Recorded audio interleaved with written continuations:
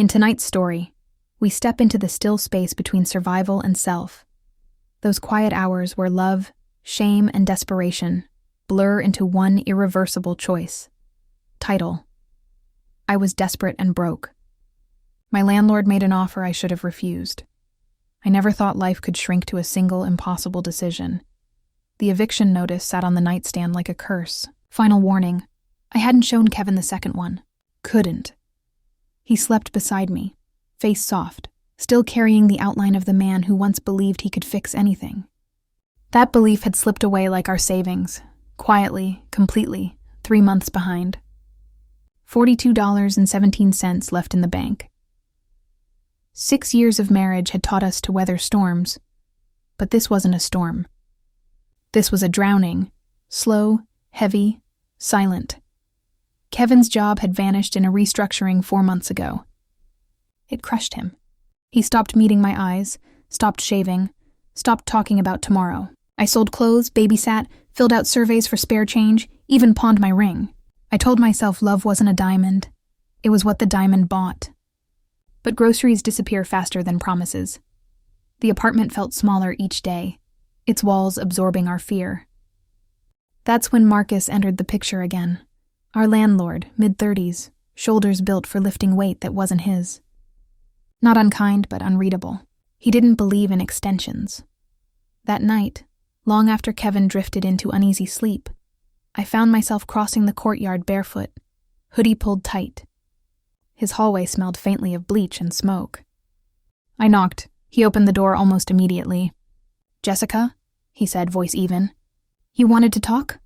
Inside was spotless, too clean, too empty. I stood there, small under the hum of his silence. "We're behind," I whispered. "I just need time, please." He studied me for a long moment. "Time doesn't pay bills," he said. I nodded, swallowing what was left of pride. "I could start proceedings tomorrow," he added. My heart stumbled.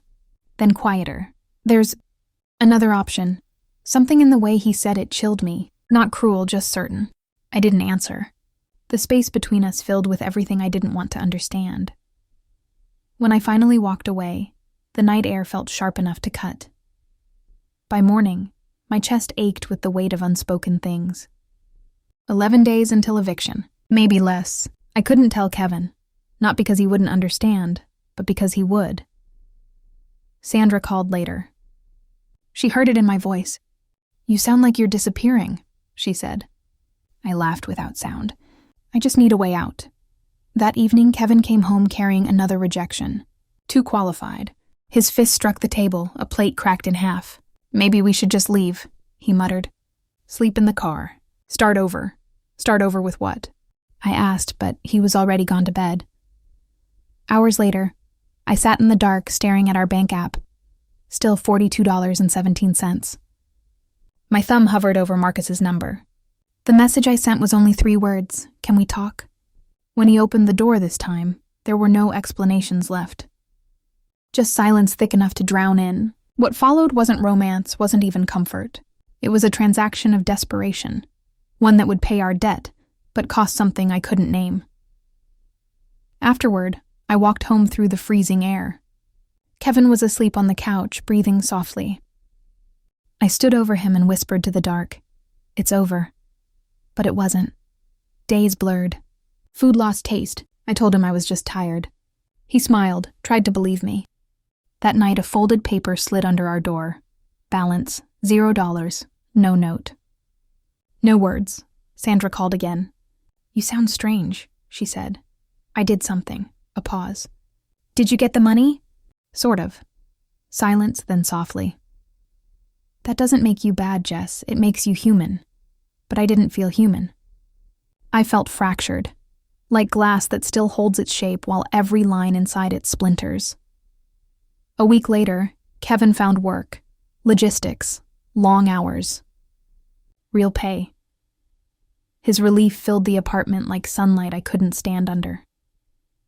Marcus passed me by the mailbox once, eyes forward, expression blank.